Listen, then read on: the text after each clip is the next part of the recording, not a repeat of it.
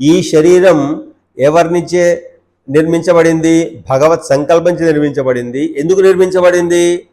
మన పాప పుణ్య కర్మలను, సుఖభోగాలను, సుఖ దుఃఖాలను అనుభవించడానికి ఈ శరీరం మనకు భగవంతుడు సంప్రాప్తింపజేశాడు. కేవలం సుఖభోగాల కోసమేనా, కష్టసుఖాల కోసమేనా? కాదు. ఒక మూడో అంశానికి వద్దాం. ఏం చూస్తున్నాడు బాహ్యంగా హనుమంతుడు?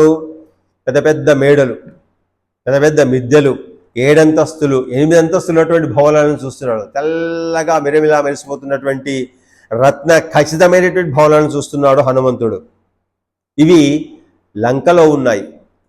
మరి మన శరీరంలో ఏ విధంగా దాన్ని అన్వయించుకోవాలి అంతరార్థంగా? ఈ శరీరంలో ఉన్నటువంటి అంగాలన్నీ కూడా భోగానికి ఉపకరణములైనటువంటివిగా ఉన్నాయి. ఏంటి భోగాలు? కన్ను, ముక్కు, చెవి,